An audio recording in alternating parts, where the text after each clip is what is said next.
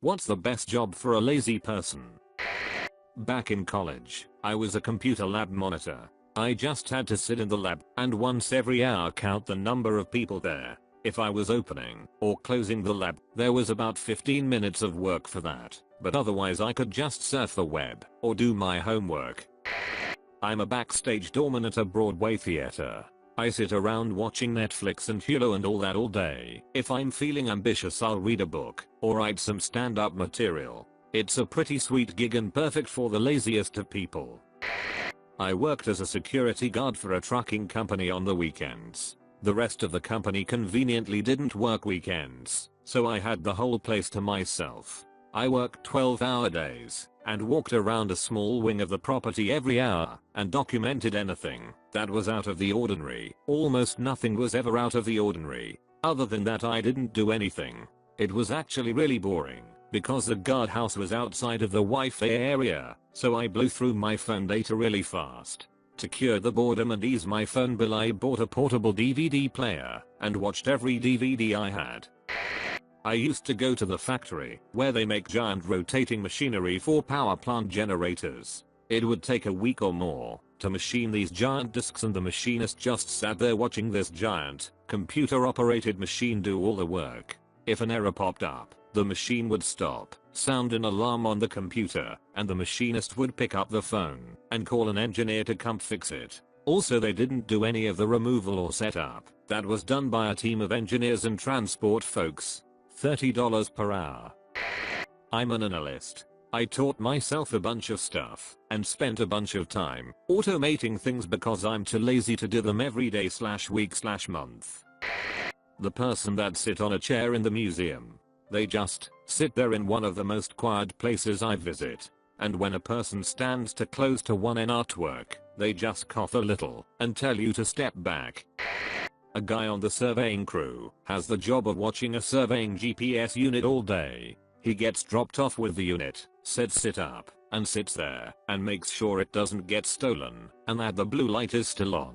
That's all he does every day, day after day. He thinks his job is the greatest thing ever.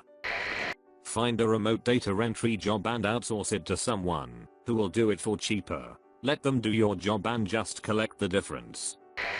A lot of IT related office jobs at big companies involve a lot of downtime for one reason or another, where you're just sitting around waiting for work to come in. Just be careful what you wish for.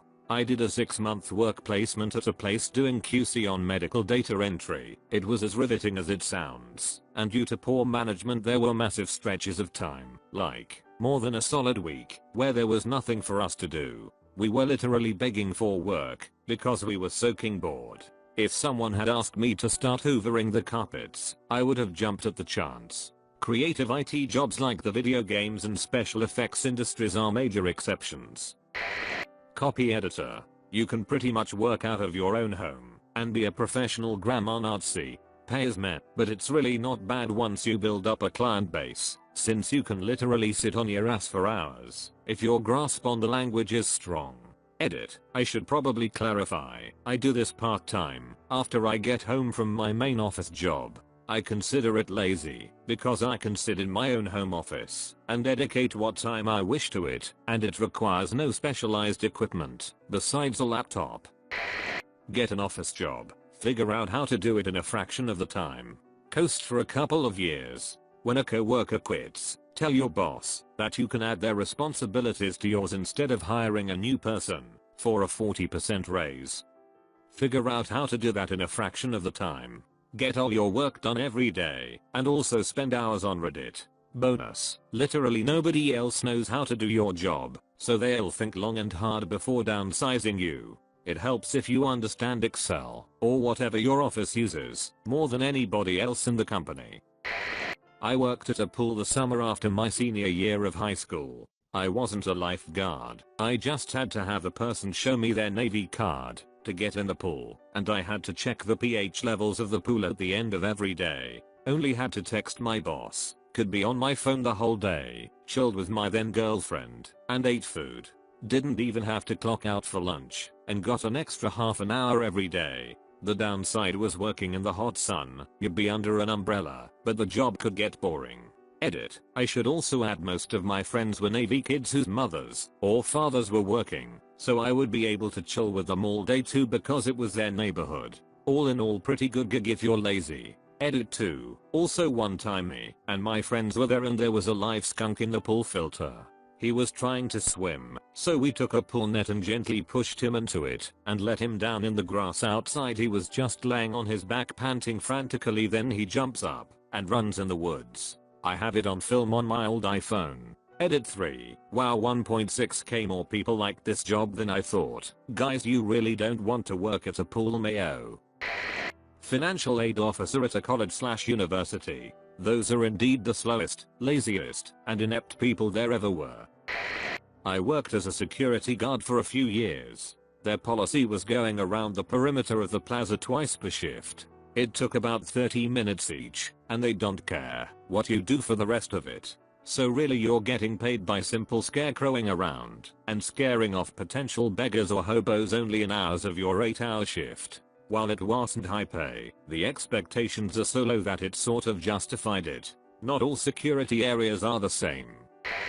Hurricane debris cleanup crew safety monitor. This won't apply to you unless you live in a place where you are hit by hurricanes at least once a year and don't minding working 12-hour days, 7 days a week. I promise you that 10 of those 12 hours per day will be spent sitting there, doing nothing, playing games on your phone. If the battery lasts long enough. I switched to crossword puzzles to try and save my battery. Keep in mind this job only exists immediately after a hurricane hits, and then for about 4 to 5 months afterwards, depending on the strength of the hurricane. You will get time and a half on the final 44 hours of the week, so you essentially get paid for the work of someone who has 2 decent entry-level jobs without actually performing anywhere near that amount of work. Automation design.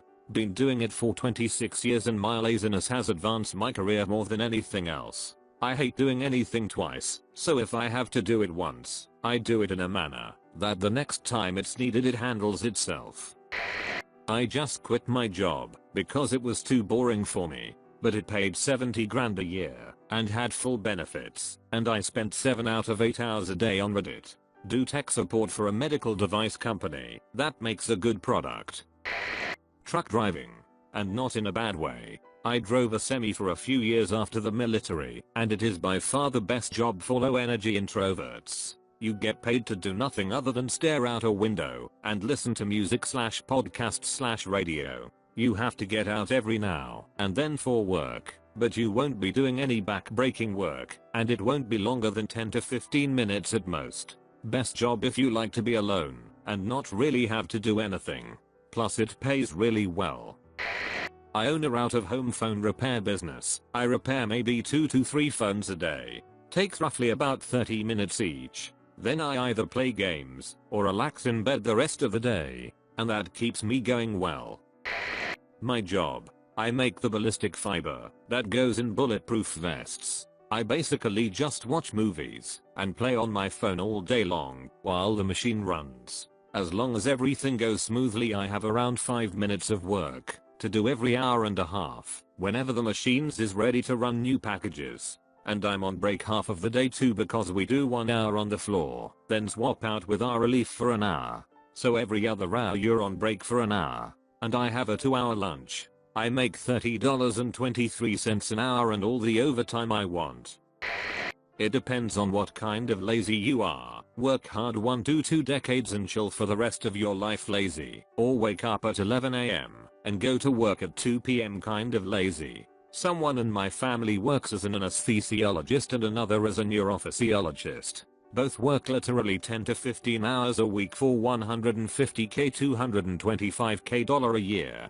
They worked hard through their education and got lucky at parts, but the payoff is being lazy/retirement capable by age 40 if you're willing to retire to a cheaper country, or 60 if you invest/save well and want to stay in the States. Alternatively, some of my laziest friends, gamers, potheads, work remote as software engineers/web engineers. This work is task-based and relatively independent, depending what company you work for, and if you seek out projects for startups/small growing companies, you also get to try your luck at making it big with pieces of equity here and there.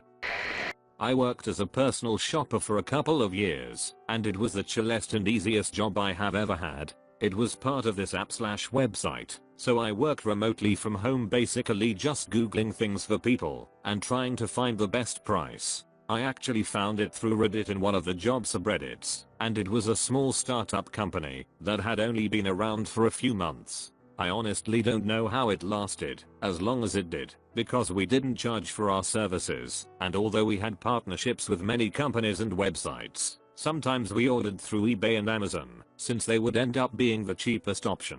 We also didn't have that huge of a customer base and most days were super slow. It was pretty nice for me. Got paid $16 hour to basically just watch TV all day and wait to see if we had any requests, most of which wouldn't even take that long.